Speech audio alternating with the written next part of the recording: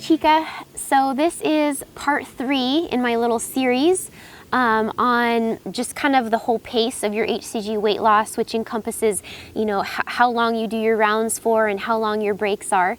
This particular video I'm calling Maintaining HCG Weight Loss Pace is Key. In the first part, we talked about just the basic outline of rules for how long you're supposed to wait between rounds of HCG, as Dr. Simeons wrote it. So I answered that question. In the second part, we talked about successful examples of people who kind of did something a little outside of the norm and did either longer than usual rounds, longer than 40 injections, or they took shorter breaks. Instead of taking 6 or 8 or 10 weeks, they might have only taken 3-week breaks between each round. So we talked about that.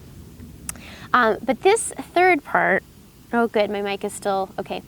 But this third part is really, to me, the most important one. And we're going to talk about why sticking to the original outline of the diet for how long to be on VLCD and how long to wait between rounds, why that might be a wise thing to do. Okay, so let's talk about moseying. Moseying. That's a really hard word to actually say out loud in a way that sounds correct. But anyway, instead of the freight train method, let's talk about a slightly slower paced method, which is kind of more the original outline, which is still actually way faster than pretty much any other diet. So let's just all keep that in mind. You know, this can really be a tortoise and hare type story, you guys. If you look at my overall timeline of my HCG journey, it can probably seem like it took me forever to get to my goal when compared to what you might have read about how quickly, you know, you can get lean and mean, you know, on this diet. It could seem that way. But I did take my time when it came to breaks. I took exceptionally long breaks, way longer than Dr. Simeons even said. But it's now been almost a whole year since my last round. And I'm actually probably almost in a better spot now with my body. And it's actually been over 2 years now since I've been in a healthy weight range. So that's really exciting. So obviously that did work for me, and that's why I want to kind of talk about this whole subject, because really what I really want to see and what I really want to help out with, if I can, is help you guys do this protocol in a way that you get the results you want with as little struggle and with as little screw-ups if possible. I don't want to make anyone feel bad for mistakes, because we all make them. But I have seen in many cases where when people try to do this protocol too fast, you know, too much all at once, it can often lead to failing on it and having things get all messed up. So I feel I personally benefited by taking longer breaks than even Dr. Simeons mentioned. I think my shortest break was 8 weeks. And then a couple of my other breaks were actually 3 months and 4 months. And I'm not saying this to say that I'm better than anyone who did it shorter at all. What I'm saying is, for me, I really think it worked in my best interests. And as we talked about in my other video, you know, there have definitely been some successful people who have done their HCG diet quicker. And maybe between these two videos, you know, you'll be able to decide which category that you fit into so that you can get the best results for your body. Okay, so there's 4 reasons that we're going to discuss about why it would be a good idea to take a longer break from HCG. Or at least a break that Dr. Simeons outlined. The first reason is that your body will have time to rest and recover, which can often lead to better weight loss on each round and better health overall and long term. The second reason is that you are forced to develop good habits and to correct things when the scale goes up. The third reason is that you can incorporate exercise to maintain a good balance of muscle on your body, which I feel can lead to easier weight maintenance later. And the fourth reason is just that based on timing, maybe there's too many events coming up to make a successful round of HCG truly viable when it comes to, you know, shortening your breaks or doing a longer round than usual, stuff like that. So we'll talk about each of those 4 reasons right now. So the first reason was your body will have time to rest and recover if you take a proper break. I think sometimes we underestimate the importance of this. We like to kind of push our bodies. I think a lot of us have lost touch with being in tune with our bodies. But you know, this applies in lots of different scenarios, even with CrossFit. You know, I love CrossFit. I go 3 to 4 days a week, but if I went 7 days a week to CrossFit and never took a break, my body would start breaking down because it's not having enough time to recover.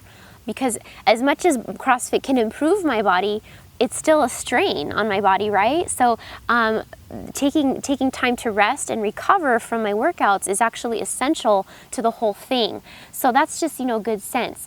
And in fact, a fellow HCGer who took just a 2-week break between 2 short rounds, they told me this. They said, I was extremely exhausted by the end and wasn't losing much. I lost 40 pounds total, which is great. Not sure I would do that again because of the fatigue.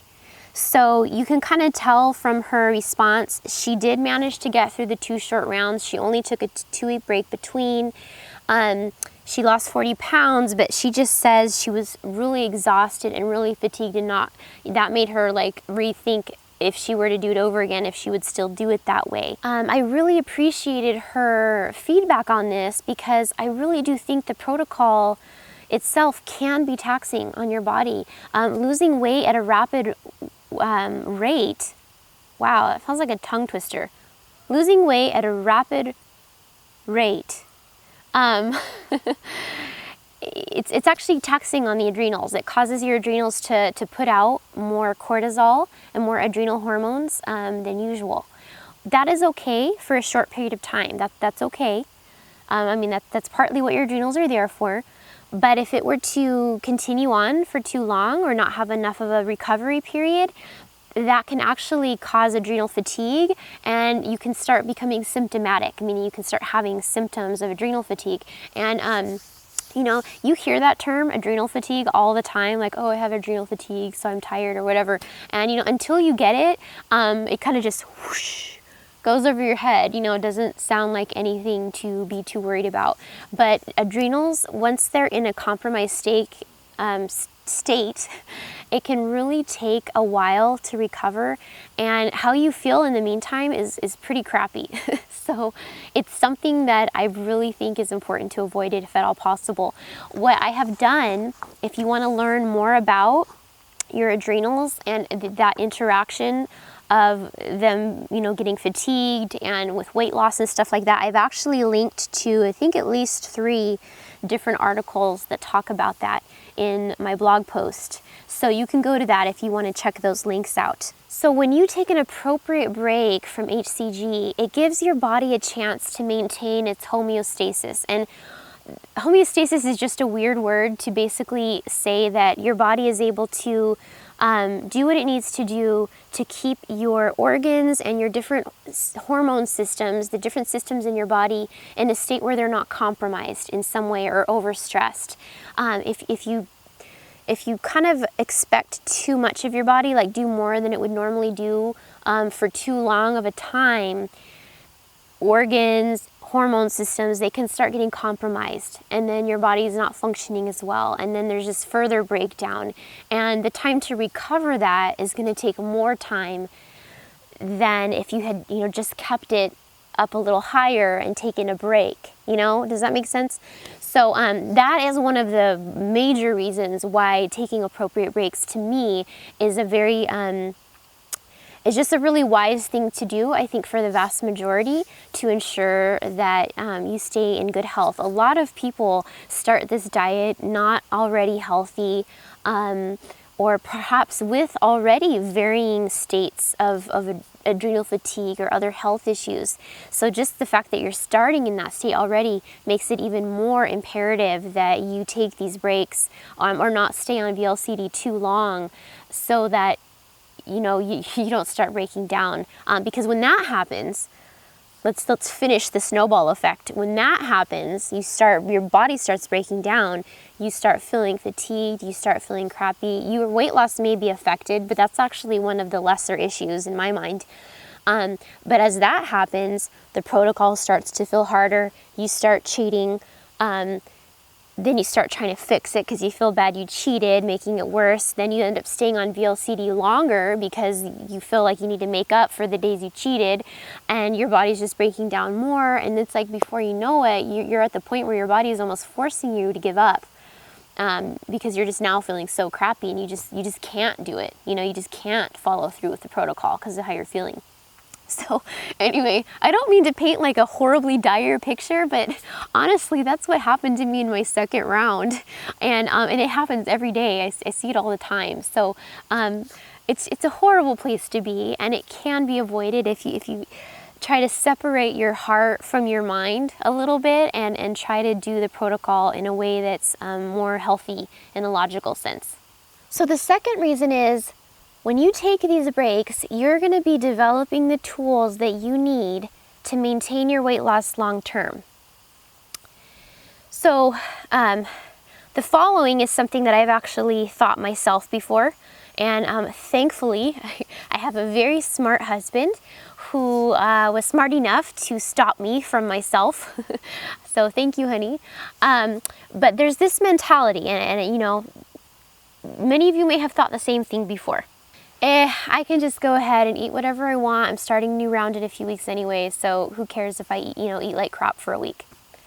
So how many of you guys have thought that way before? I have.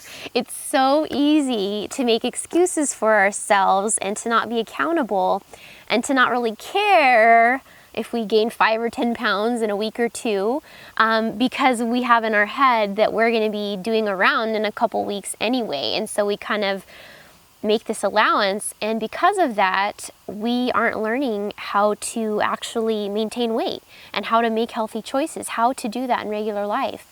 In fact, I think as women anyway, we tend to go from diet to diet throughout life. It's like when we're not in diet mode, we're kind of in like gaining weight mode, where we're just not doing anything consciously, purposefully to, be healthier, to stay in a certain place with our body.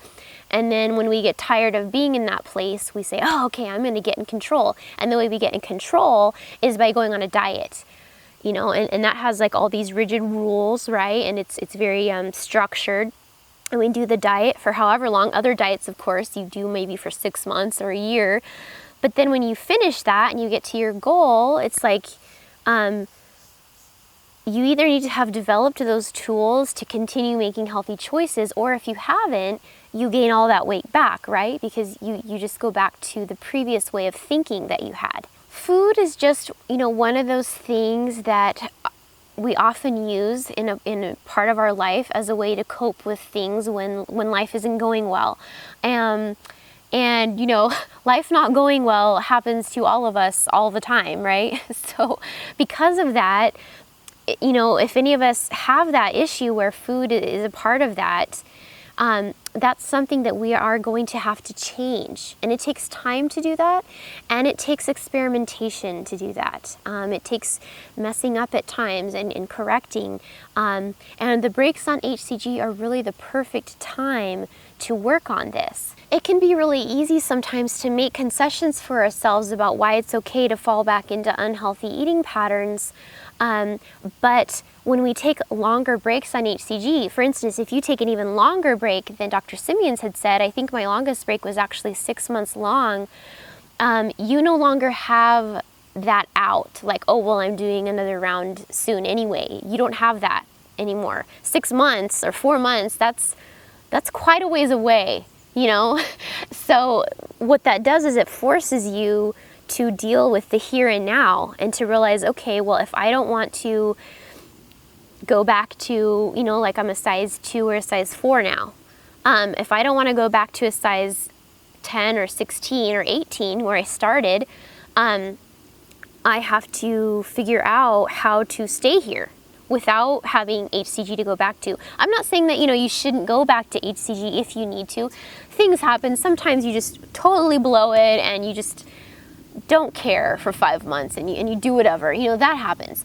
But I'm talking about for those of us who are ready to figure out how to use this protocol to actually make long-term changes to our everyday eating habits. Now is the perfect time. Those breaks are the perfect time for that. To me, it's kind of like being an apprentice.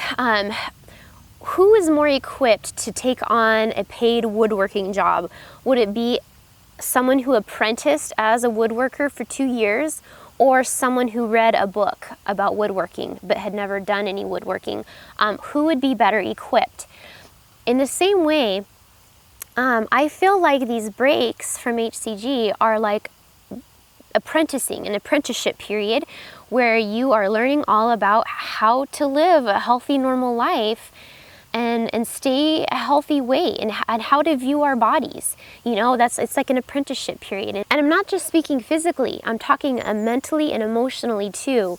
I've gone through this huge metamorphosis with how I think about myself. I might actually share a little bit of that in a little later in the video. But that type of change can happen as you go through each break on HCG. As an example, here's just a few questions to think about. How will you handle it when you give in and eat a bunch of things that you didn't mean to for a few days and you feel you let yourself down? How will you address this without giving up or sabotaging yourself further? So what would be your current answer to that? What have you done in the past when that happened? I did some pretty bad things in the past. I did sabotage myself when I felt like a failure. If you don't know how to address that in a positive way yet, breaks on HCG, perfect time. You're not telling yourself like, the way I address this is by doing another round of HCG, right? That can be our first thought. But you can see why it would be so healthy to learn how to address this question in a healthy way without HCG, so that you can do this later. When you're done, when you get to your goal, you don't want to have to keep going back to HCG every 4 months, right? For the rest of your life. That's hopefully we can avoid that. Here's another question. How will you handle it when your weight goes up a few pounds near your menstrual cycle? How will you react? Here's another one. How do you handle the eating of sugar in phase 4? Can you handle it in a balanced way, eating only a reasonable amount and then stopping? Or do you find yourself easily binging on it? If the latter, what can be done to prevent this? For me, the answer was just to avoid sugar completely.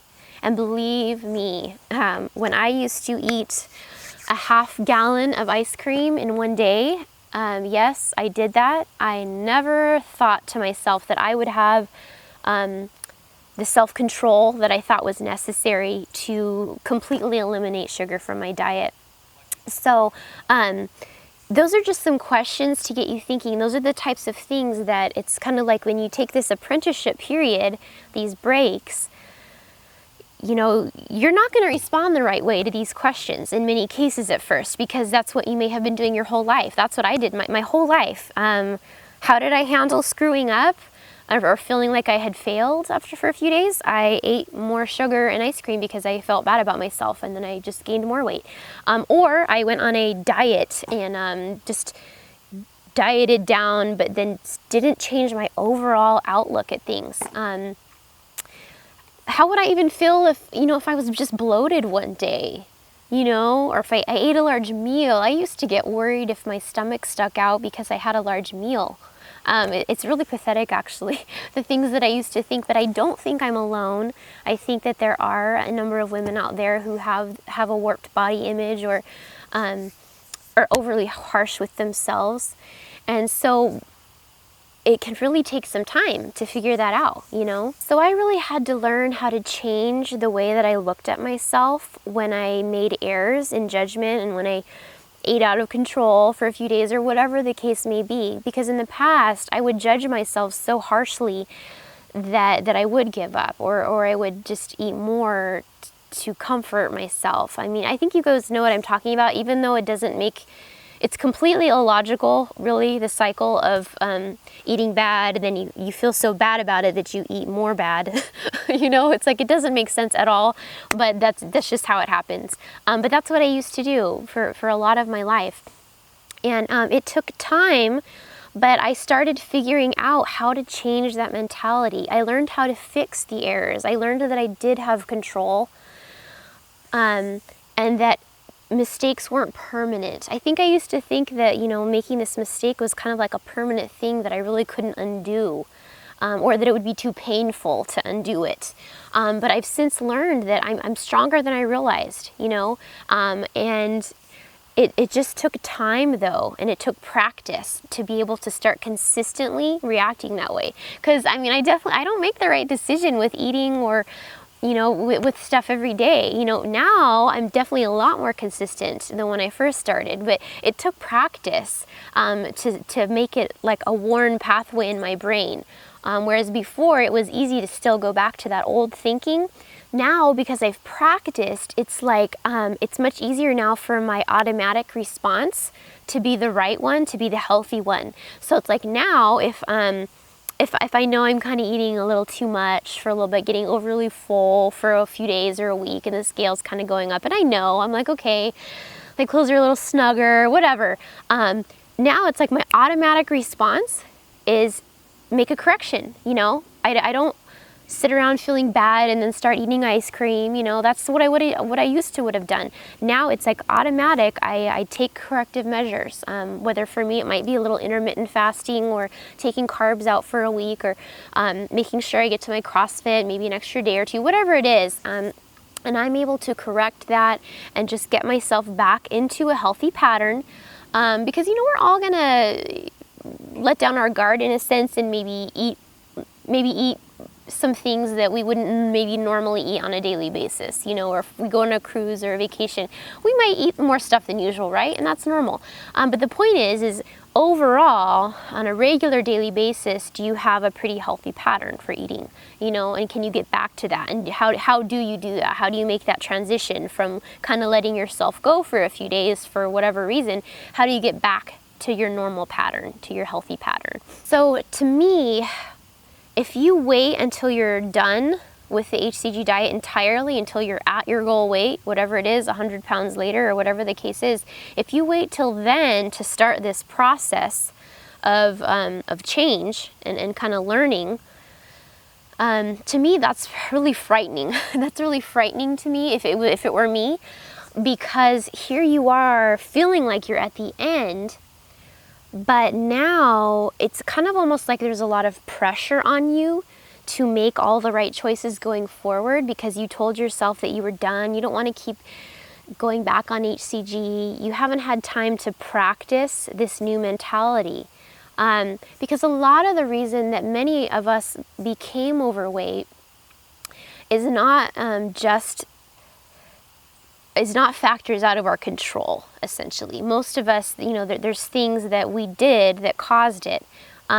And, you know, whether it was because we were depressed or felt bad about our bodies, or we went through a divorce, or whatever the case is. But at some point we have to deal with those reasons, right? And figure out how to take care of our bodies and keep it healthy and not sabotage ourselves because of these outside influences, you know? Going back to like my little woodworking example, it's kind of like the difference between the confidence level of the woodworking apprentice who's signing on for his first paying job versus somebody who had just read a book and then they got hired, but they're going to be expected to do all of these woodworking jobs because the employer, you know, is assuming they know how to do stuff, but they really don't. I mean, they really just read a book. Which one is going to be more confident that they're going to be able to carry out the job, and which one's going to feel a lot less stressed? You know, obviously the person who had apprenticed, because he's already done all this. He's already been doing woodworking. So it's the same way with this. When you've already spent months, several times, learning how to eat properly, learning how to not sabotage yourself when your life is crappy, excuse me, when you've already practiced that, by the time you get to your goal, you feel confident. that you're going to be able to keep this weight off and to keep your body healthy, because you've already been doing it. You've already been doing that for batches of time between your rounds. And so you have that confidence. You're under a lot less pressure and stress because you do have those tools. You're not starting, you're not just starting to learn now at the end. I never really realized before just how powerful our mind is in affecting our actions. And I never knew just how much you really could change your thinking pattern before until I made this transition. But doing that has literally been the key for me to maintain my weight loss long term. Like I said, I've actually been in normal weight now for 2 years. And I've been off of HCG entirely now for almost a whole year. And I know for a fact that I would not be here, I would not be confidently and comfortably maintaining my weight if I hadn't really taken those breaks from HCG. And like I said, mine were even longer. Most of my breaks were 3, 4, 5 months long. I really feel like that helped me retrain my brain, not relying on HCG as a crutch to fix errors.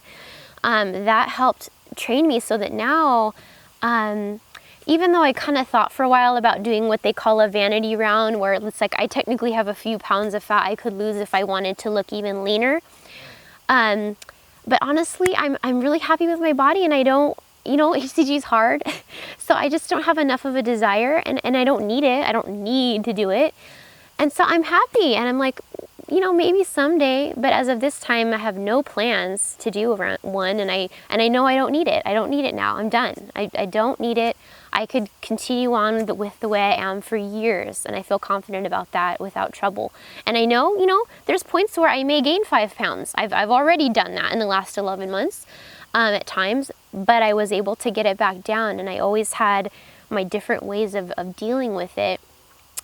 Where I didn't have to feel like I was getting so out of control that it had now was a big problem. Okay, so we've talked about that reason long enough. Let's move on to the third reason, which was the breaks on HCG gave you an opportunity to take up an exercise program. Many of you may be starting the HCG diet from a place of inactivity. While I was active years ago, when I was in my teens and early 20s, by the time I had started the HCG diet, I was in a place where I had been inactive for a few years because of a chronic illness I had developed. So I hadn't been exercising. I do think that HCG does preserve lean muscle tissue. And I do think that HCG causes you to lose more abnormal fat than usual, when compared to other diets. However, you do still lose some muscle on HCG. If you're very overweight, you are going to lose some muscle. Your body carries more muscle to deal with the extra weight. That's, when you're 100 pounds overweight, you still have to be able to walk around. So some of that weight is going to be muscle so that it can carry that fat around. So you will still lose some muscle on HCG. If you think about this whole thing with the idea of keeping things in balance, it makes more sense to alternate losing fat with building muscle and working at that and alternating those two. To me, this keeps the balance that your body needs overall in order to maintain long term. To me, it's kind of like using your muscles makes your body think you need muscle because you're using it. So your body will be more likely to keep the muscle you have and to build more. Now contrast that with simply dieting over and over and over and over and over. When you do that and you're not working out, that seems to me like you're sending a signal to your body that you don't really need muscle, because you're not really using your muscle and you're dieting. So you could see how over time, if you were to keep dieting or doing rounds and rounds and rounds of HCG, but never trying to balance that out with a little bit of strength work, working out, trying to build a little bit of muscle, even though you will gradually get thinner, I just think it's possible that your overall fat and muscle ratio won't be as good as it could have been. because of that. I hope that makes sense. Because you kind of like gave your body reason to believe that you didn't really have any use for muscle, you know? Does that kind of make sense? Whereas when you work out, you're sending that signal to your body that you need strength in order to do that activity. So I hope that makes sense. I'm not saying everybody has to work out or exercise. I know it's not something that everybody likes to do. We all know it is good for us. So obviously this is oversimplified. You know, I'm not a fitness or nutrition expert in any way, but I don't know, that's just kind of my feeling about it, that overall your results could end up being better if you try to alternate HCG with some exercise, if you're able to. And I feel like my experience with this has kind of bears this idea out, that it's a good idea if possible. I feel like my muscle tone, I know my muscle tone is very good because, you know, I have the body fat testing done. So I just, you know, doing a few rounds of HCG probably isn't going to cause any trouble with your fat and muscle ratio. But I do have a concern that, you know, because of where we're all at, you know, in this world, we have so many things to deal with. As a result, sometimes we might have several failed rounds where we didn't do well for one reason or another. So many of you guys might end up doing many rounds as you know, as you try to learn how to work things out for yourself. And that's where my concern is that if you don't do any exercise during that whole period, that you may end up losing muscle to an extent where you'll end up with kind of not as healthy of a body fat percent as you should have possibly. So I don't want to harp on that too much, but it's just some food for thought. Okay, let's move on. Point number 4 is basically there's going to be less chance of cheating if you wait till the social whirlwind dies down. I actually have an entire video and article on this subject, so I will link to it in the blog post if you want to read it and get more in-depth on this subject. Basically, timing your rounds of HCG out so that they're between social events as much as possible can really help.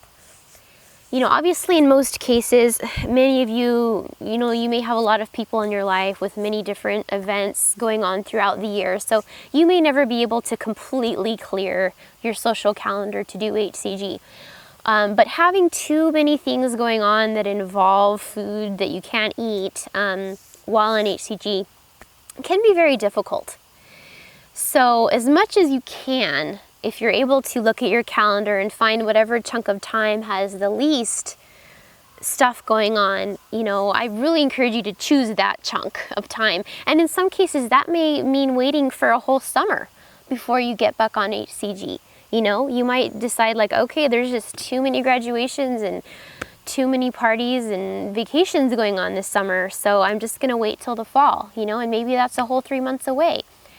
If that's the case, so be it, you know.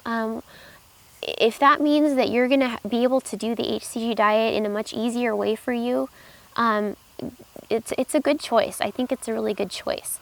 So that could be another reason why you might end up taking a longer break than usual.